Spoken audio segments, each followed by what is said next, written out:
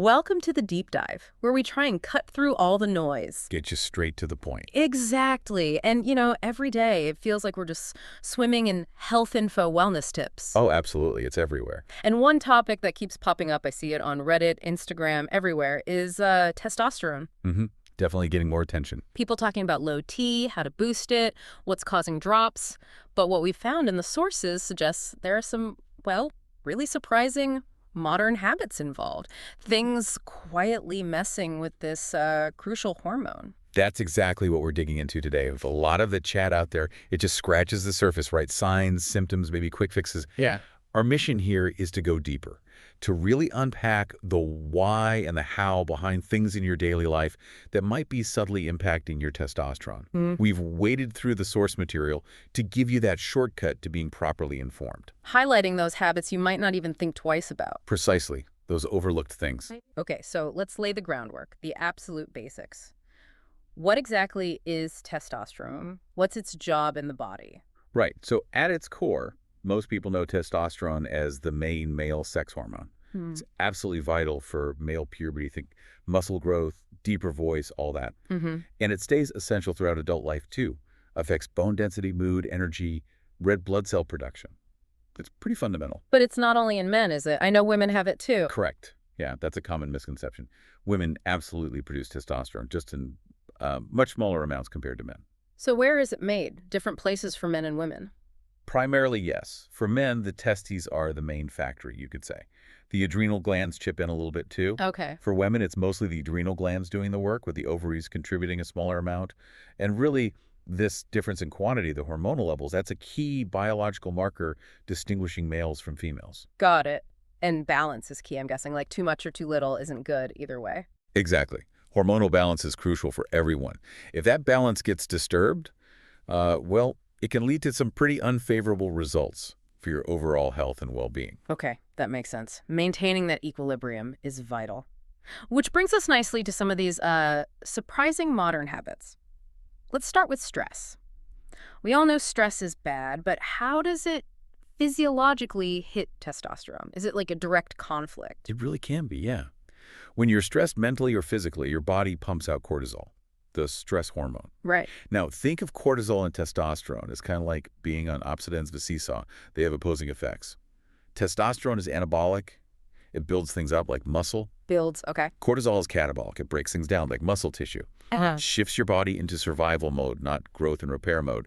It's that old fight or flight response kicking in. Ah, okay. So when cortisol levels stay high, whether from constant work pressure or even just too much intense exercise without rest, it tends to directly suppress your body's ability to produce testosterone. The seesaw tips. So the body's basically saying, no time for building, gotta survive this stress first. That's a good way to put it, yeah. Okay. So what about sleep? Or rather, lack of it, or disrupted sleep? We hear, get more sleep all the time. Is there a specific link to testosterone production during sleep? Oh, absolutely. Sleep is critical. Testosterone levels naturally follow a daily or circadian rhythm.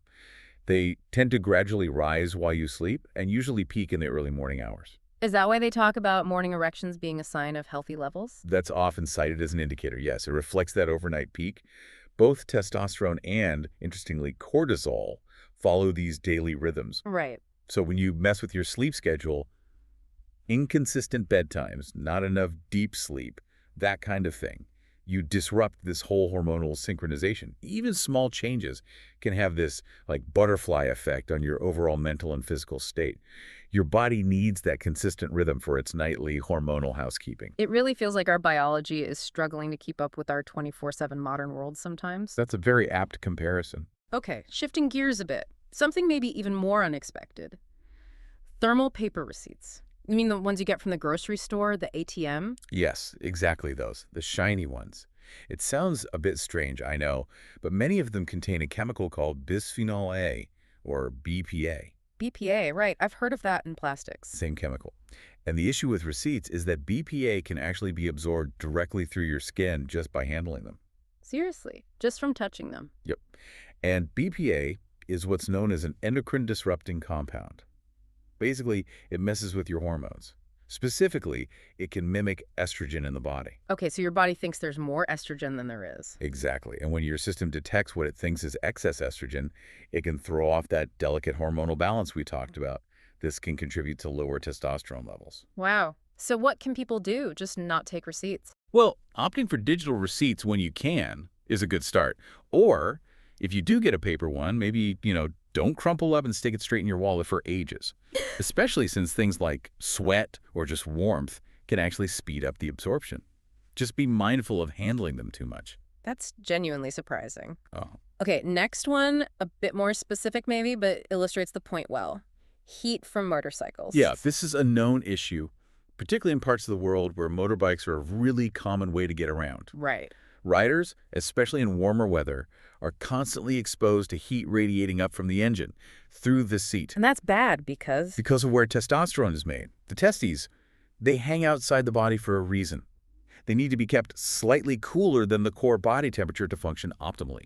Roughly 2 degrees Celsius cooler, actually. Ah, okay. Makes sense. Now, sperm production is known to be very sensitive to heat. But prolonged or excessive heat exposure right there can also impact the synthesis of testosterone itself.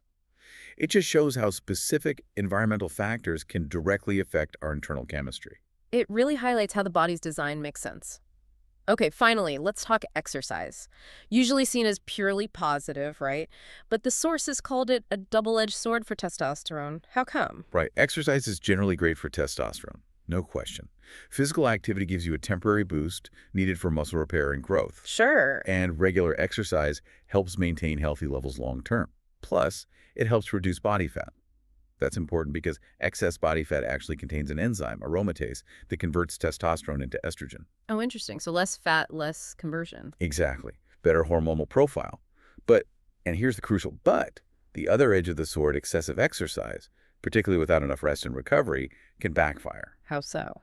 Your body perceives that overtraining as a major physical stressor. And what happens under stress? Cortisol goes up. Cortisol goes up, and testosterone tends to go down. That seesaw again.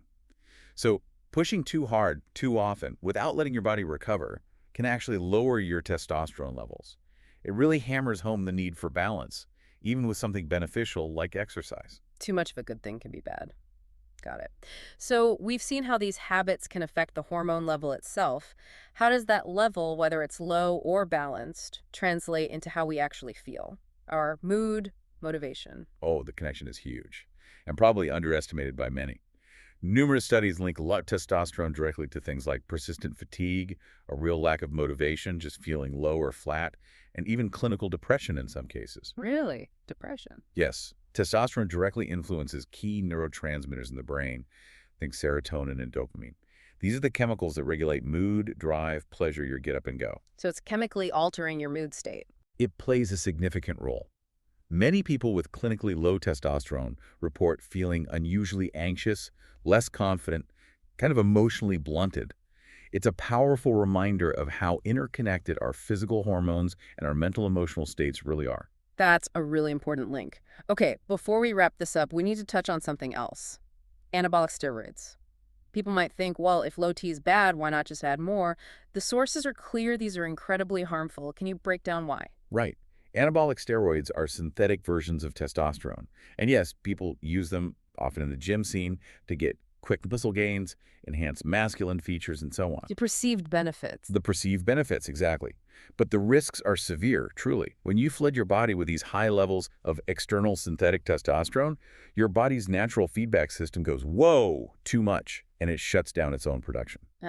So your natural system just stops working. Pretty much.